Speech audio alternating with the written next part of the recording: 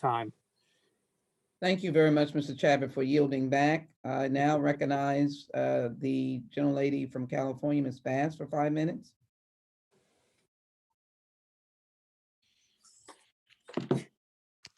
Thank you, Madam Chair, and let me thank the ranking member and our witnesses for being with us today. I wanted to know if the witnesses, either anyone could speak, could distinguish between using facial recognition to investigate versus facial recognition for arrests. And is it more productive to use it that way versus all of the complications for arrests? Also, you know, it's very well known, and it's been said by numerous panelists and members of the challenges of facial recognition with people of color. But I'm not sure, unless I missed it, if anybody said, does it work better if it's white men? How does it perform? Mr. Alexander, would you like to go? Well, I'll try to respond, I think, to the first part of your question, whether the technology should be utilized with the idea of making an arrest based on the identification itself, or can it be used as an investigative tool?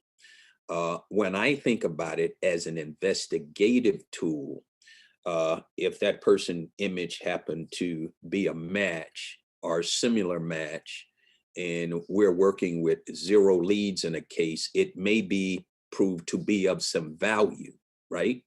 The thing we have to be very careful of, and I think someone mentioned it earlier and articulated it far better than I can, is that we have to make sure that we cognitively don't approach that individual already with our implicit biases in mind that they are the exact person we're looking for. You follow what I'm saying, Congresswoman?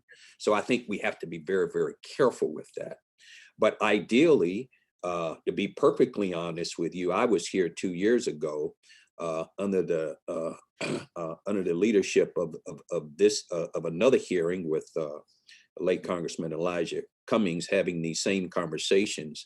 And I recollect very clearly, there was a woman there who was a professor researcher at MIT who spoke very elegantly around these issues and was able to provide some insight in terms of the depth of this technology and how it does not work to the advantage of people of color and women. But there was an overwhelming amount of evidence, and I think there are those on this panel who can talk further about this, where in the case of white males, there was least likely opportunity for misidentification, but certainly those of color and women, it tend to be more problematic. So you said least likely, meaning that it's more accurate with white men? Is that Yes, it's more accurate with white men. I'm sorry. Yes. And maybe someone else could respond to that. I don't know if it's Mr. Friedman or Ms. Goodwin.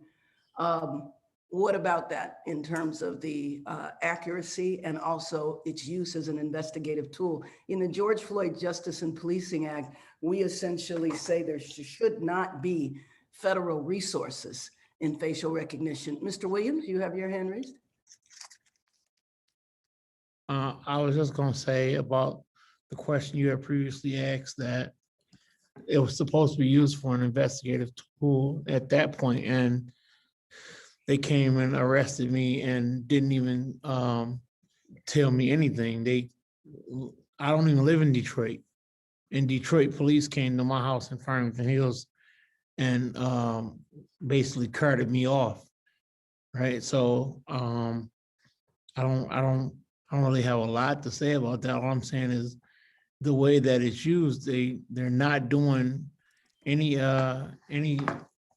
due diligence at all. There was like the chief said, it was a shoddy investigative work done. And actually, excuse me, Mr. Williams, to me, you're an example of what I wasn't saying. In other words, I was talking about you asked the question. Right. They used it for your arrest, which right. I think is clear as problematic, but I was referring to using it to investigate, not in real time, for an arrest.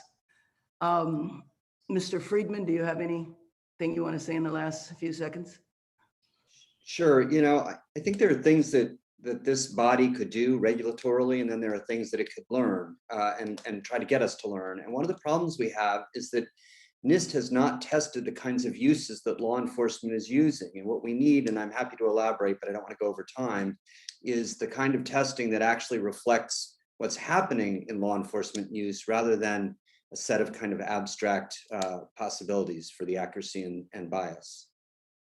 Thank you, Madam Chair. Thank you so very much, Mr. Ranking Member. I'm not going to